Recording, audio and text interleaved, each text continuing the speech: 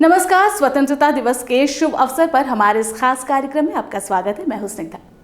सारे चिराग जल उठे, रोशन हो गया ये जहां, गुलामी की जंजीरें तोड़कर आजाद हो गया हिंदुस्तान। सोने की चिड़िया की खुशबू फैली हर तरफ, तस्वीरें बदली देश की, बदला देश का हर इंसान। लेकिन आजाद भारत के इस तस्वीर के पीछे छुपा है संघर्ष, बलिदान और कानूनी कार्रवाई की कई अनकही अनसुनी कहानी। 1947 का वो भारत जहां सदियों तक अंग्रेजी हुकूमतों ने शासन किया, इस देश के हर किसान, हर एक मजदूरों पर जुल्म ढाया गया। उनके बहे खून पसीनों से अंग्रेजों ने अपनी तिजोरियों को भरा। लेकिन ये वो वक्त था जब आजादी की लड़ाई अपने चोटी पर थी। गांधी जी के अहिंसा से लेकर नेहरू के जोशीले नारों तक हर दिल में एक ही पुकार थी, अंग्रेजों भारत छोड़ो। लेकिन अंग्रेजों के शासन से भी ज्यादा भयानक साबित हुआ हिंदुस्तान का आजाद होना। आजादी के बाद जब हिंदुस्तान और पाकिस्तान का बंटवारा हुआ, तब ना जाने कितने ही घर उजड़े, कितने ही खून की नदियां बही। उस वक्त चाहे देश के हिंदू हो, मुस्लिम हो या सिख हो, शहरों का बंटवारा हो या फिर नेताओं के फैसले हो, इस सब ने मिलकर एक खूनी इतिहास को रचा। यह है सोने की चिड़िया के आजादी के बाद बंटवारे की कहानी, जहां आप जानेंगे कैसे हुआ शहरों का बंटवारा, कैसे छाया था उस वक्त डर का मंजर। 19वीं सदी का वो दौर जब ब्रिटिश हुकूमतों ने पूरे भारत पर अपना कब्जा जमा लिया था। 1857 की क्रांति के बाद जब सिपाहियों ने बगावत की, अंग्रेजों ने हुकूमत शुरू की, उस दौर में सर सैयद अहमद खान सामने आए, जिन्हें मुस्लिम विद्वान भी कहा जाता था। उस वक्त जब उन्हें लगा कि मुस्लिम तालीम और नौकरी के पीछे छुटते जा रहे हैं, ऐसे में जरूरत है इन्हें आगे बढ़ाने की। और फिर उन्होंने सोचा 1875 में अलीगढ़ मुस्लिम यूनिवर्सिटी शुरू करने की, जिससे मुस्लिम युवा आगे बढ़े। लेकिन इसी के साथ ही सर सैयद ने साफ कहा, हिंदू और मुसलमानों का मजहब और रिवाज अलग है और उनके हित एक नहीं हो सकते। यहीं से खींचा गया लकीर दो देशों के बंटवारों की, या ये कहे कि टू नेशन थ्योरी की। 1941 में जब जनगणना हुई तो उसके मुताबिक हिंदू की आबादी 29 करोड़ थी, जिसमें 66% हिंदू, 24% मुस्लिम और 7% सिख और बाकी आदि थे। उस दौर में अगर मुस्लिम इलाकों की बात की जाए तो पंजाब, बंगाल जैसे शहरें उसमें शामिल थी। और इन शहरों के मुस्लिम समुदाय के लोगों में एक डर बैठ गया कि देश के आजाद होने के बाद हिंदू बहुल कांग्रेस उनका अधिकार छीन लेंगी।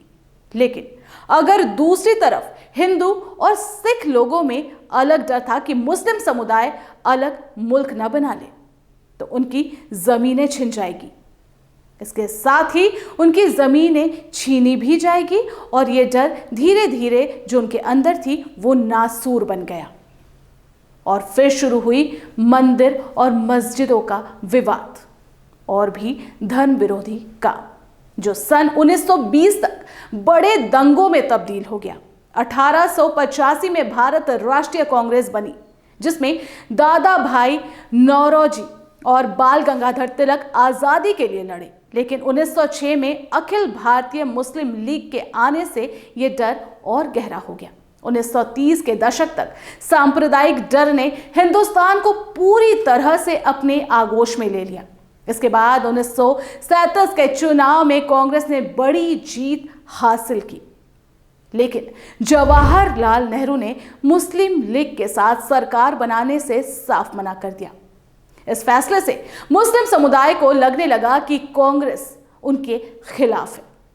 और उस वक्त महात्मा गांधी ने हिंदू मुस्लिम भाईचारे के लिए काम किया। लेकिन इसके बाद आंदोलन विफल हो गया और बाद में मुस्लिम समुदाय के लोगों ने गांधी जी से दूरी बना ली। इसके साथ ही उस वक्त के कांग्रेस के सरदार वल्लभ भाई पटेल ने मुस्लिम संगठन के अलग मुल्क के मांग को खारिज कर दिया और फिर 1940 के लाहौर प्रस्ताव में मुस्लिम संगठनों ने पाकिस्तान के लिए ऐलान किया। 16 अगस्त 1946 को जिन्ना ने डायरेक्ट एक्शन डे का ऐलान किया, जिसका नतीजा यह हुआ कि कोलकाता किलिंग शुरू हुई और इसमें हजारों लोग मारे गए और करीब 9 से 10 हजार घायल हुए। और दंगे सिर्फ बंगाल तक ही सीमित नहीं रहे, बिहार और नोआखाली तक इसकी आंच देखने को मिली और नतीजा ये था कि 1946 में भारत में खून की होली खेली गई।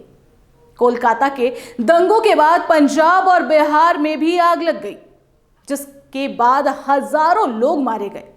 3 जून 1947 को ऐलान किया गया कि 15 अगस्त 1947 को आजादी होगी और हिंदुस्तान 2 मुल्क बनेगा, भारत और पाकिस्तान। इसके बाद सिरिल रेडक्लिफ, जो एक ब्रिटिश वकील थे, खास बात यह थी कि सिरिल रेडक्लिफ को हिंदुस्तान के बारे में कोई जानकारी नहीं थी, बावजूद इसके उन्होंने एक लकीर खींची जिससे बंगाल और पंजाब के 2 टुकड़े हो गए और इस बंटवारे ने मुसीबत को जन्म दिया, क्योंकि जिस लाहौर में 60% मुस्लिम और 40% सिख थे उसे दे दिया गया पाकिस्तान को, और जहां कोलकाता में 64% हिंदू और 33% मुस्लिम था उसे दे दिया गया भारत को। अमृतसर, जहां 50% सिख, 30% मुस्लिम और 20% हिंदू थे, भारत के हिस्से आया। गांधी ने बंटवारा रोकने के लिए भूख हड़ताल की, लेकिन उनकी बात किसी ने नहीं सुनी। बंटवारे ने इस दौर में गदर मचा दिया। भले ही 14 और 15 अगस्त 1947 को भारत और पाकिस्तान आजाद हुआ, लेकिन यह दिन खुशी से ज्यादा मातम लेकर आया। देश में हिंदू, मुस्लिम, सिख एक दूसरे पर बरस पड़े। यह देश जंग का अखाड़ा बन गया। चारों तरफ आग ही आग, उजड़े हुए घर और खून की नदियां देखने को मिली। इस दंगे में लगभग 2 लाख से ज्यादा लोग मारे गए। औरतों पर जुल्म ढाया गया, लाखों औरतों पर हमला किया गया, जुल्म किया गया।